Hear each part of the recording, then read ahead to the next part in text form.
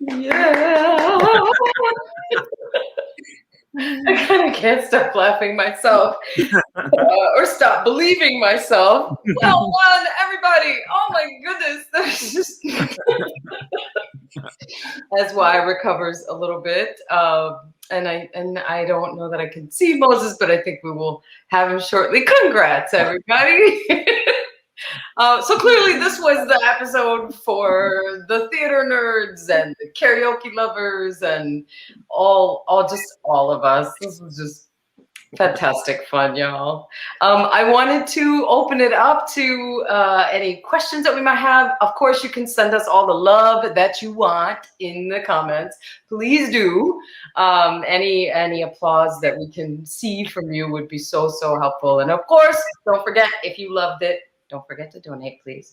So any questions? Otherwise, I will kick us off with a couple of my own.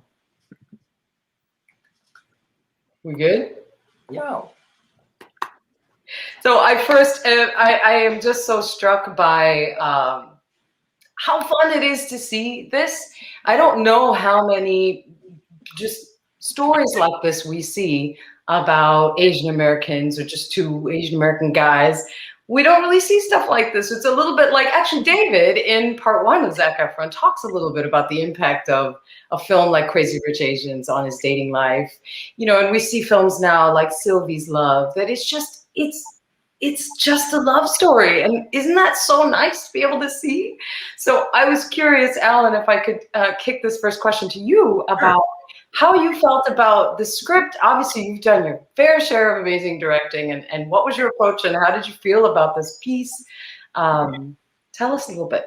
Sure. So for me, the what I loved about it is, like, you are right. So I think comedy stories for Asian Americans are few and far between. I think it's going to get better. I think it is getting better, but for the most part, you know, there's been a dearth of this kind of in our industry. So when I got this script, and I just, like, it was like, it read like a sitcom, and you know, and these fantastic situations and these, you know, heightened moments. And I thought, wow, this is actually good. This is going to be great. This is going to be great for this kind of virtual format as well.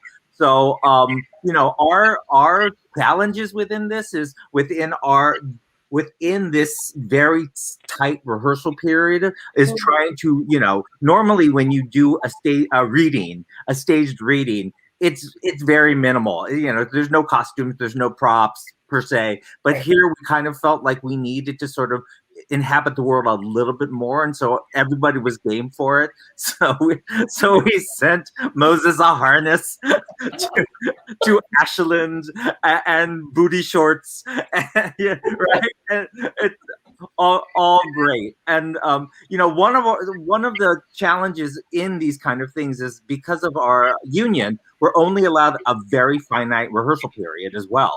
So this is all basically happened in the span of 3 days. So amazing that these three wonderful actors were able to get as detailed and full life as they have, and I was just very lucky. I spent most of the time just laughing because it was yes, full life is I think is the theme, and you all really beautifully brought a very personal experience, and one that everybody is having right now, just being able to communicate through these boxes, and trying to connect and trying to have some energy. That is so difficult sometimes. And so to our actors, I wonder if you can speak a little bit about your experience with it. And, you know, I have a specific question for you, Cheryl, about, you know, this introduction. We meet David's mom too in this part 2. And so maybe y'all can talk a little bit about that. It's like 2 questions, I think, because we were talking about technology and this format, as well as Mrs. Rhee. And I'll talk about the technology because this, you know, when you were talking about the connections and experimenting with this new form, and this was so much fun. You know, it's very different than a rehearsal. You know, you miss all that. But maybe coming from a year of sitting at home, and not that I've been dying at home, but it's like, this has been so much fun, just interacting and watching other people. And even though it's not in person, it is live for us going in between. And I'm surprised at just how much fun it was. And even with the technology, which is, as everybody here now knows, is challenging for me. It's like, this goes, how did they? Because I noticed when the others were rehearsing, I didn't hear pages. You know, it's like, okay, there's no page sound. So the learning curve is also very stimulating and fun. So that's the technology from kind of what's the word, Luddite? Is that what I am? But introducing to Mrs. Rhee. I love her. She's so passionate in her love. And not to interrupt you, Cheryl, but we also did get a sort of a question about her. Did you get inspiration from David's mom, David's actual mom? You know, it's funny because if this were a normal thing, I've not met her. Right.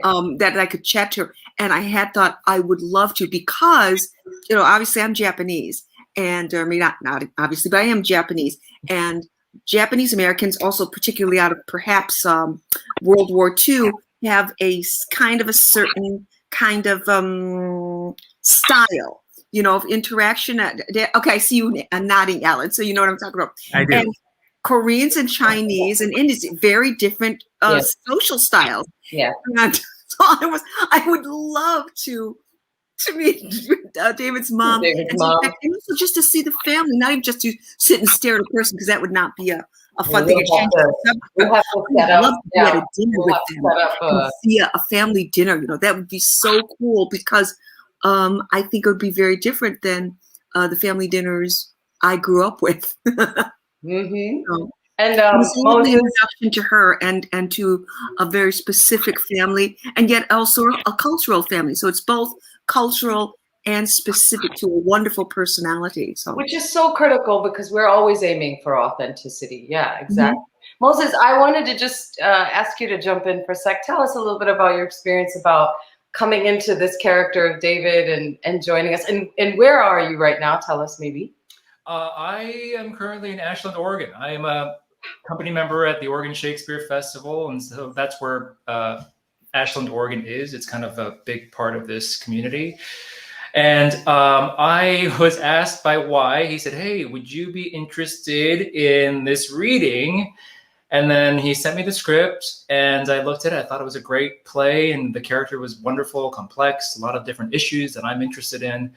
And then I said yes. And then the next thing he sent me was, you have to wear booty shorts and a harness, by the way. That's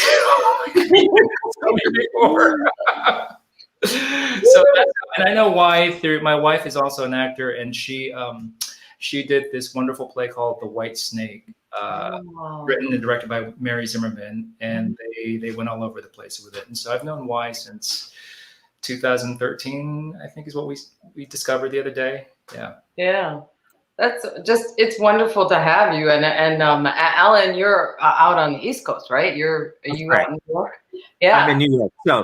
So poor Moses had to rehearse at 9 o'clock in the morning this time. So my apologies to her.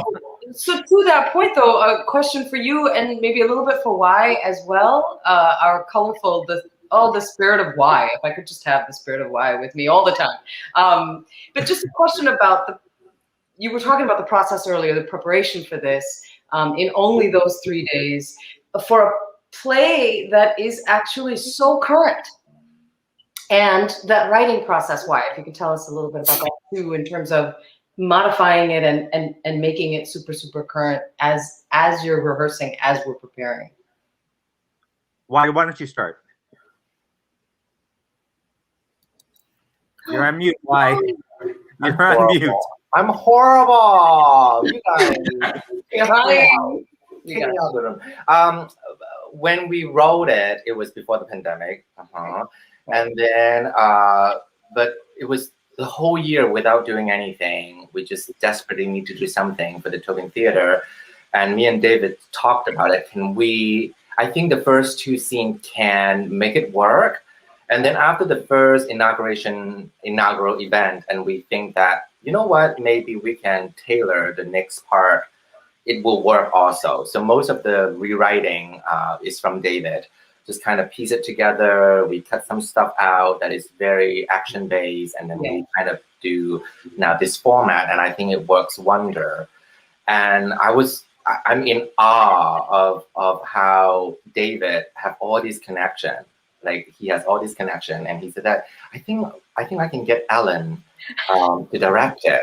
My usual girlfriend, and he got Ellen to come direct it.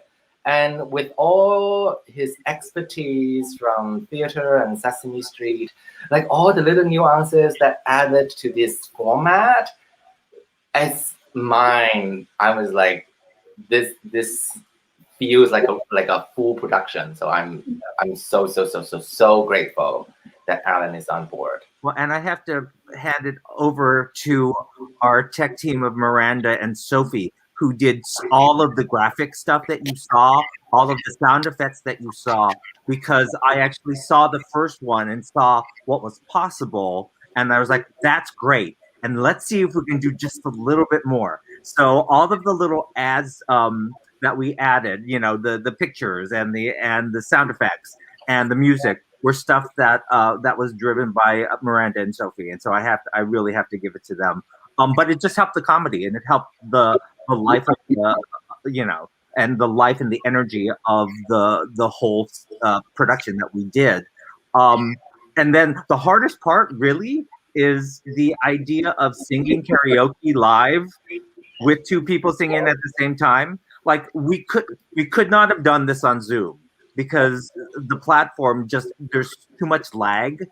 So we could not have done it. But thankfully, StreamYard, I don't know what magic they've created, what voodoo they've done, but honestly, it is the fact that they can sing together is astounding, and you know, just sort of ended the show in a really wonderful, sublime way. And as Amy says, why not?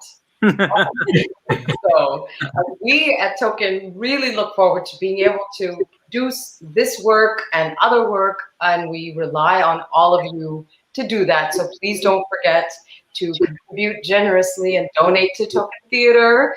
There are links everywhere. You can visit the website, tokentheater.net, and donate. There we go. You know, there are just so many things that we want to do and we can do. We've seen now that we have the ability to do it. We have such a great team in place, and we'd love to do more of this kind of work. Anything that anybody wants to add before? I'll just add that we'd also love for you to subscribe to our YouTube channel, kind of on the topic of this show. Clearly, we can create a lot of virtual content, and you can stay up to date with what we're doing. So we would love it if you subscribe and stay connected with us. Very important reminder. And actually, this play is such a show within a show, like a play within a play, or a YouTube episode within a, I don't know. It's starting to get a little deep, but that's what we like. That's what we like. So we want to see more of it. Ellen, we're so honored to have you with us directing this time. Moses, welcome from East and West. Why? Leading the charge, you know, why not? And Cheryl, Chicago's very own. We're so proud. Nina, thank you for all your help. Our social media manager, she created all of this stuff. And of course, David Rhee, our artistic director, who is probably watching and will be joining us for our Q&A on Saturday. So everybody, don't forget, if anybody missed out tonight, please send them the link and have them come and join us on Saturday night, 7:30 p.m. Central. And subscribe to our YouTube channel. Yay! Thank you for joining us from all of us at Token Theater. Thank you. Thank you. Good night. I'll see you Saturday. See you Saturday. Bye. Bye.